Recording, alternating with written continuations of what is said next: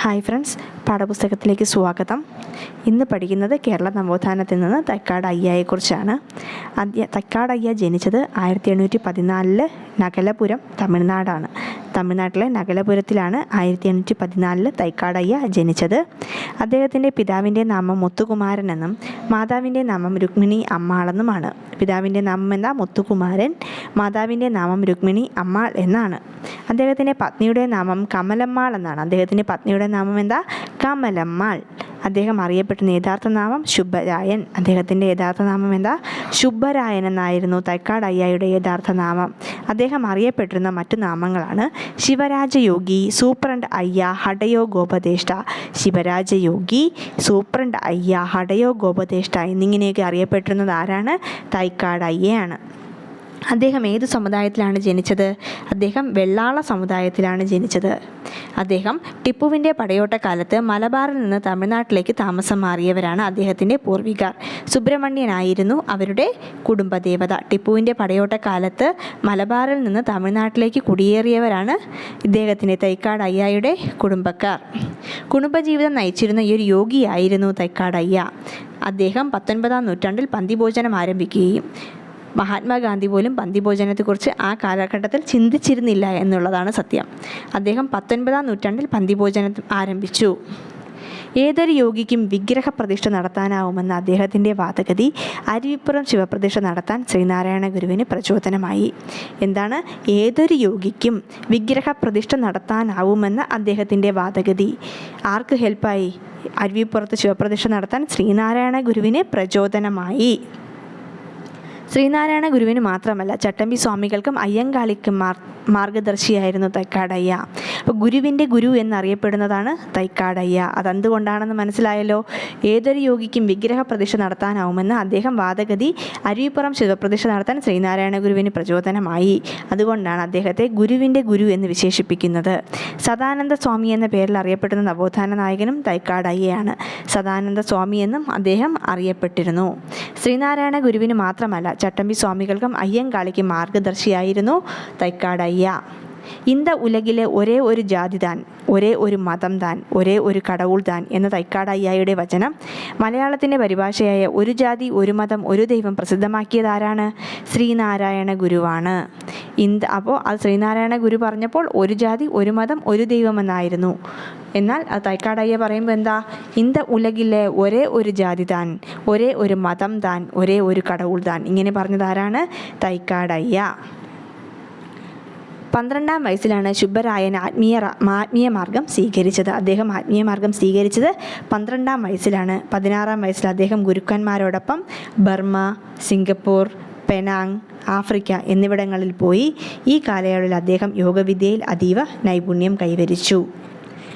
അദ്ദേഹം 12-ാം വയസ്സിലാണ് ശുഭരായൻ എന്ന ആത്മീയ നാമം സ്വീകരിച്ചത്.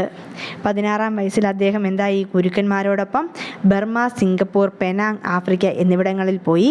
ഈ കാലയളവിൽ അദ്ദേഹം യോഗവിദ്യയിൽ അതീവ നൈപുണ്യം കൈവരിച്ചു. 3 വർഷത്തിനു ശേഷം തിരികെ എത്തിയ അദ്ദേഹം യോഗ പരിശീലനം വീണ്ടും തുടർന്നു. ക്രമേണ അദ്ദേഹം അഷ്ടസിദ്ധി എന്ന വിദ്യയും സ്വായത്തമാക്കി. 3 വർഷത്തിനു ശേഷം അദ്ദേഹം തിരിച്ചു നാട്ടിലെത്തി. എന്നിട്ട് വീണ്ടും യോഗ പരിശീലനം തുടരുകയും ക്രമേണ അദ്ദേഹം അഷ്ടസിദ്ധി എന്ന വിദ്യയും സ്വായത്തമാക്കി. തിരുവനന്തപുരത്ത് തൈക്കാട് എന്ന സ്ഥലത്ത് വെച്ച് ദേവി പൂർണ്ണ രൂപത്തിൽ അദ്ദേഹത്തിന് പ്രത്യക്ഷയായി. ശിഷ്ടകാലം അവിടെ കഴിയാൻ അദ്ദേഹം തീരുമാനിച്ചു. തിരുവനന്തപുരത്ത് എവിടെ വെച്ചാണ്? തൈക്കാട് എന്ന സ്ഥലത്ത് വെച്ച് ദേവി പൂർണ്ണ സ്വരൂപത്തിൽ അദ്ദേഹത്തിന് പ്രത്യക്ഷയാവുകയും ശിഷ്ടകാലം അദ്ദേഹം അവിടെ കഴിയാൻ തീരുമാനിക്കുകയും ചെയ്തു.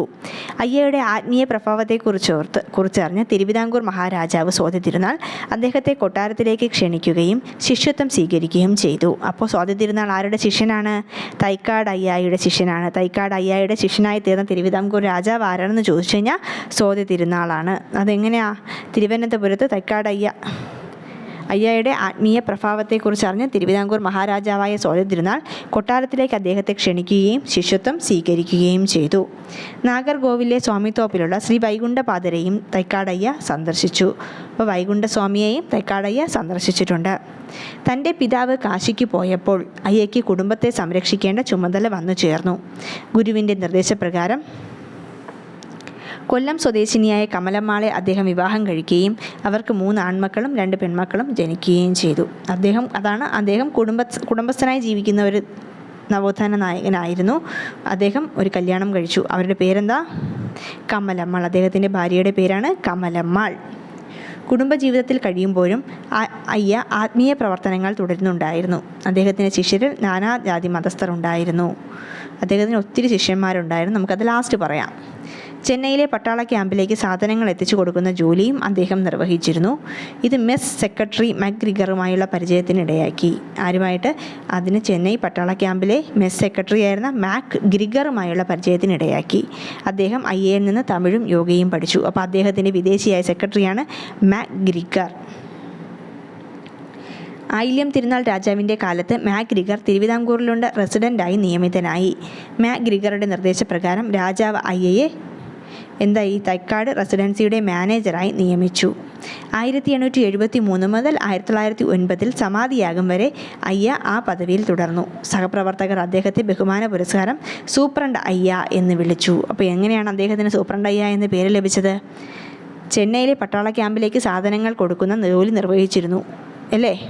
അപ്പോൾ അദ്ദേഹം ആരെ പരിചയപ്പെട്ടു? മാക്ഗ്രിഗറുമായി പരിചയത്തിനിടയുണ്ടാക്കി. മാക്ഗ്രിഗർ ഇദ്ദേഹത്തിൽ നിന്ന് തമിഴും യോഗയും പഠിച്ചു. ആയില്യം തിരുനാളിൻ്റെ രാജാവിൻ്റെ കാലത്ത് മാക്ഗ്രിഗർ തിരുവിതാംകൂറിൻ്റെ റെസിഡൻ്റായി നിയമിതനായി. ഈ മാക്ഗ്രിഗർ തിരുവിതാംകൂറിൻ്റെ റെസിഡൻ്റ് ആയപ്പോൾ മാക്ഗ്രിഗറുടെ നിർദ്ദേശപ്രകാരം രാജാവ് അയ്യയെ തൈക്കാട് റെസിഡൻസിയുടെ മാനേജറായി നിയമിച്ചു. 1873 മുതൽ 1909 സമാധിയാകുന്നവരെ അയ്യ ആ പദവിയിൽ തുടരുകയും സഹപ്രവർത്തകർ അദ്ദേഹത്തെ ബഹുമാന പുരസ്സരം സൂപ്രണ്ട് അയ്യ എന്ന് വിളിക്കുകയും ചെയ്തു. പേട്ടയിലെ ജ്ഞാനപ്രകാശിക സഭയിൽ അയ്യ യോഗ വേദാന്തം തുടങ്ങിയ വിഷയങ്ങളിൽ പ്രഭാഷണം നടത്തിയിരുന്നു. എവിടെയാണ്? പേട്ടയിലെ ജ്ഞാനപ്രകാശിക സഭയിൽ അയ്യ യോഗ വേദാന്തം തുടങ്ങിയ വിഷയങ്ങളിൽ പ്രഭാഷണം നടത്തിയിരുന്നു. അതേപോലെ തൈക്കാടയ്യ പ്രഭാഷണങ്ങൾ നടത്തിയിരുന്നത് എവിടെയാണെന്ന് ചോദിച്ചു കഴിഞ്ഞാൽ ചെന്നൈയിലെ അഷ്ടപ്രധാന സഭയിലും തൈക്കാടയ്യ പ്രഭാഷണങ്ങൾ നടത്തിയിരുന്നു. തിരുവനന്തപുരത്തെ സാമൂഹിക ആത്മീയ മേഖലകളിൽ പ്രമുഖർ അദ്ദേഹവുമായി ബന്ധം പുലർത്തിയിരുന്നു. തിരുവിതാംകൂറിലെ ആദ്യത്തെ ബിരുദാനന്തര ബിരുദധാരിയായ മനോന്മനീയം സുന്ദരൻപിള്ളയുടെ സഹായത്തോടെ തിരുവനന്തപുരത്ത് ശൈവപ്രകാശിക സഭ ആരംഭിച്ചു. ആരാണ്? തിരുവനന്തപുരത്തെ ആദ്യത്തെ ബിരുദധാരി ആരാണ്? മനോന്മനീയം സുന്ദരൻപിള്ള. അദ്ദേഹത്തിൻ്റെ സഹായത്തോടെ തിരുവനന്തപുരത്ത് എന്ത് സ്ഥാപിച്ചു? ശൈവപ്രകാശിക സഭ സ്ഥാപിച്ചു. 1909 തൈക്കാടയ്യ സമാധിയായി. 1943 തൈക്കാടയ്യയുടെ സ്മരണാർത്ഥം തിരുവനന്തപുരത്ത് തൈക്കാടയ്യ സ്വാമി ക്ഷേത്രം സ്ഥാപിച്ചു. ഇവിടുത്തെ പ്രതിഷ്ഠ ഏതാണ്? ശിവനാണ് തൈക്കാടയ്യ സ്വാമി ക്ഷേത്രത്തിലെ പ്രതിഷ്ഠ. എവിടെയാണ് സ്ഥാപിച്ചത്? തിരുവനന്തപുരത്താണ്. തൈക്കാട് അയ്യ ഗുരുകുലം രൂപം കൊണ്ട വർഷം 1955 അയ്യ ഗുരുകുലം 1955 രൂപം കൊണ്ടു. തൈക്കാട് അയ്യയുടെ പേരിലുള്ള ട്രസ്റ്റാണ് അയ്യ മിഷൻ. തൈക്കാട് അയ്യയുടെ പേരിലുള്ള ട്രസ്റ്റ് ഏതാണ്? അയ്യ മിഷൻ. എവിടെയാണ്? തിരുവനന്തപുരത്താണ്. തൈക്കാട് അയ്യ മിഷൻ രൂപം കൊണ്ട വർഷം 1984.